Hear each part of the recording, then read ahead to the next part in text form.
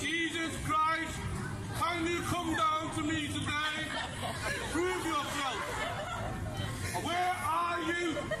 Jesus! Cet homme ici affirme être Satan. Cet homme dit qu'il adore Satan.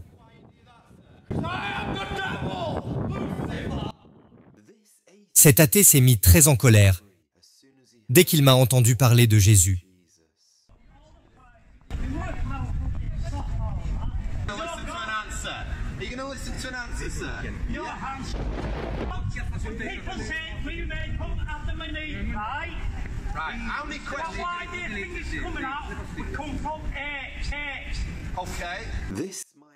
Cela peut sembler une plaisanterie, mais cet homme était vraiment prêt à essayer de me faire taire pendant que je prêchais. Pensez-vous que j'ai déjà regardé de mauvaises choses avec ses yeux? Oui, je l'ai fait. Vous voyez ces points ici? Regardez ces points. Pensez-vous que ces points ont déjà frappé quelqu'un? Mais je dis, non, ces points, ils ont fait des choses. J'ai fait du mal, j'ai fait de mauvaises choses. Je ne suis pas parfait, je suis un pécheur, je suis une personne épouvantable. C'est seulement par la grâce de Dieu. Un peu plus tôt, nous avons donné à ces jeunes gens l'évangile de Jean. Voici comment ils traitent la parole de Dieu. Qu'en pensez-vous? Un ami ici, eh bien, il a déchiré l'évangile de Jean. Pourquoi avez-vous déchiré l'évangile? Vous savez? Est-ce que je peux avoir ça? Désolé. Nous distribuons des évangiles de Jean, vous n'êtes peut-être pas d'accord. Nous distribuons des parties de la Bible, et un jeune homme l'a déchiré et l'a rendu. C'est ok. Je lui ai demandé pourquoi, et il m'a répondu que c'était parce que mon père m'a abandonné. Puis-je vous demander si c'est Dieu qui a fait partir votre père, ou si c'est votre père qui l'a fait? Non. Dieu vous a donné la liberté de choisir.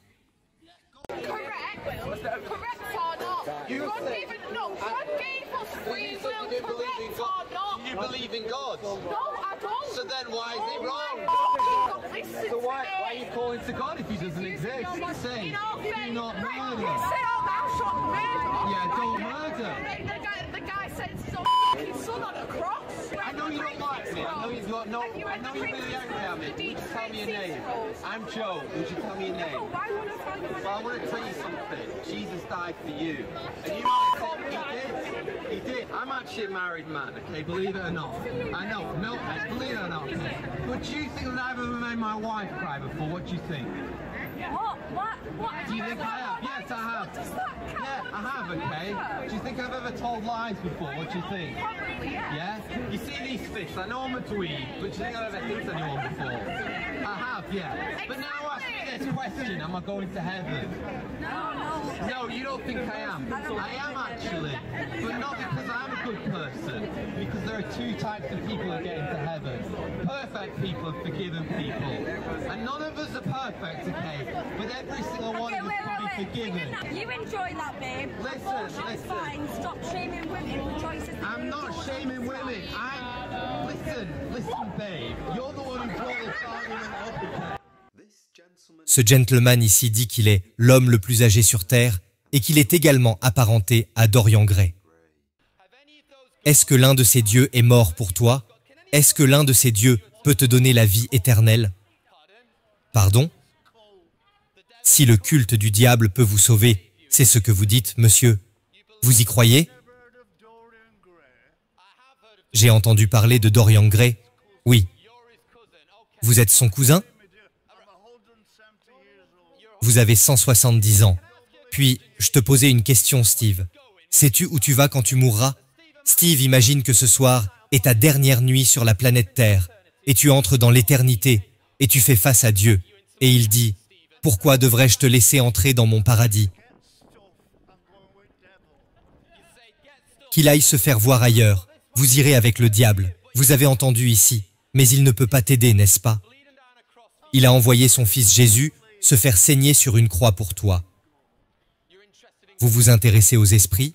Donc cet homme, mon ami Steven, dit qu'il s'intéressait aux esprits. Puis-je te poser une question, Steven? Dirais-tu que tu es quelqu'un de bien? Tu es mauvais? Pourquoi dis-tu que tu es mauvais, Stephen? Tu es comme Al Capone. Puis-je te poser une question? Je ne veux pas être impoli, mais est-ce que tu fumes quelque chose?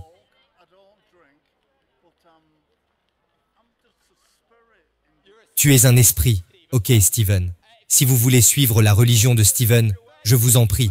Mais je te dis qu'il y a un homme-dieu, Jésus-Christ, qui est mort à la croix pour les pécheurs.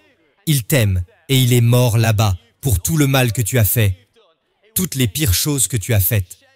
Cela lui a été imputé et il a versé son sang sur cette croix. On lui a arraché la barbe, on lui a enfoncé la couronne d'épines dans le crâne. Il a été cloué entre deux voleurs, par amour pour toi. Si tu l'appelles, tu peux être pardonné. Le sais-tu, mon ami? Sais-tu qu'il existe deux types de personnes qui vont au paradis, les gens parfaits et les gens qui furent pardonnés? Y a-t-il quelqu'un ici aujourd'hui qui peut lever la main et dire que je suis parfait? Tu dis que tu es parfait?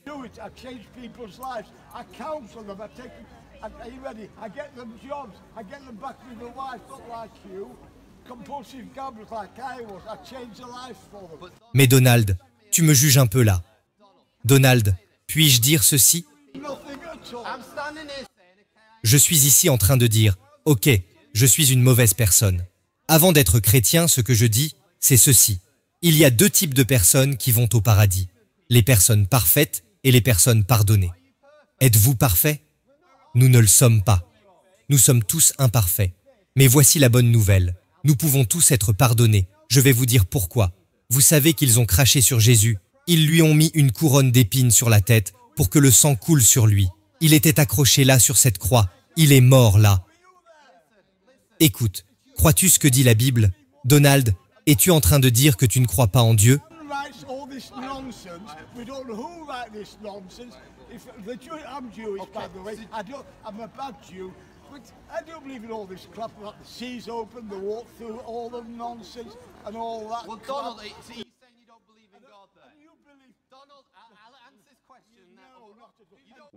Regardez ma conversation avec Deadpool, après qu'il m'ait dit d'arrêter de prêcher sur l'enfer. Montrez-leur l'amour, et ils recevront de l'amour. Peux-tu attendre une minute? Je vais demander. Cet homme ici, c'est quoi son nom? Désolé.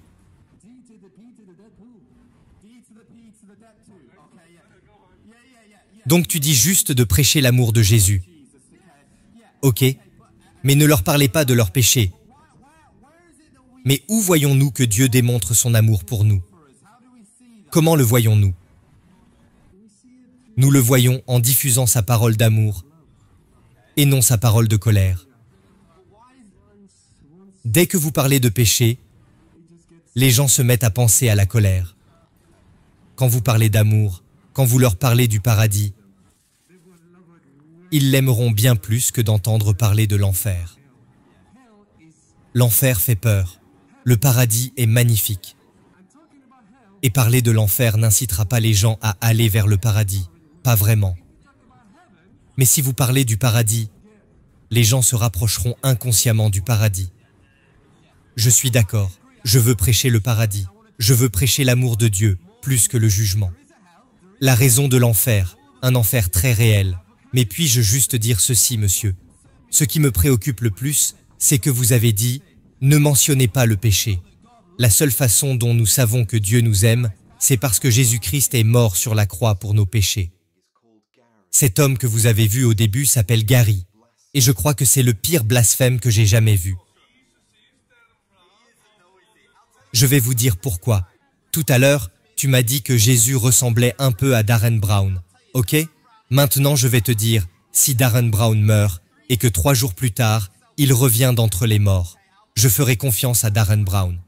Mais seul Jésus-Christ l'a fait, et c'est la raison pour laquelle il a divisé le temps en deux.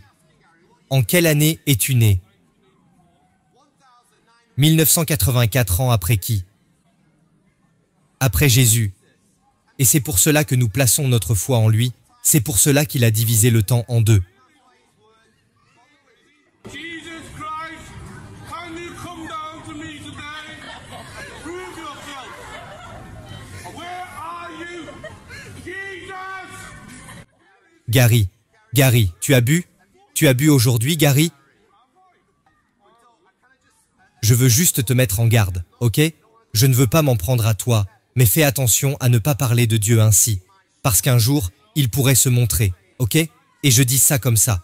Mais tu le sais, Gary, c'est vraiment sérieux.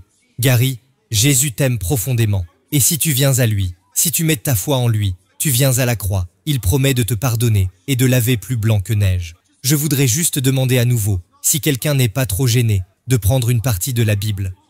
Merci, Gary, merci. La Bible dit que Jésus a dit, « Voici, je m'en vais, et je vais vous préparer une place. Dans la maison de mon Père, il y a beaucoup de demeures. Et je vous demande aujourd'hui, avez-vous une demeure préparée pour vous dans les cieux? Savez-vous comment l'obtenir? Je vais vous le dire. Vous devez venir à la croix. Vous avez entendu cette histoire, n'est-ce pas, au moment de Pâques?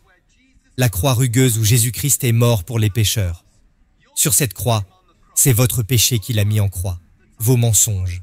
Toutes les fois où vous avez regardé des choses dégoûtantes sur Internet, toutes les fois où vous avez détesté les gens, toutes les fois où vous avez volé des choses, toutes les fois où vous avez été orgueilleux, toutes les fois où vous avez trompé votre femme, toutes ces choses furent déposées sur Jésus-Christ. Et la Bible l'exprime ainsi. Il est devenu péché sur la croix, afin que vous puissiez hériter de la justice du Christ. Si vous vous détournez de vos péchés, si vous admettez que vous êtes un pécheur, vous pouvez être lavé plus blanc que neige. Cela vous plairait-il? Aimeriez-vous savoir qu'aujourd'hui, vos péchés peuvent être lavés? Nous sommes tous déjà allés à une rivière, n'est-ce pas? Il vous est peut-être déjà arrivé de laisser tomber quelque chose dans une rivière et de le voir disparaître. C'est ce que le sang de Jésus-Christ peut faire pour vous aujourd'hui. Si vous voulez voir les vidéos complètes des clips que vous venez de regarder, regardez cette liste de lecture ici. Vous les trouverez toutes là. Et si vous n'êtes pas encore abonné, n'hésitez pas à le faire. Nous apprécierions vraiment votre amitié ici, à Off the Curb Ministries.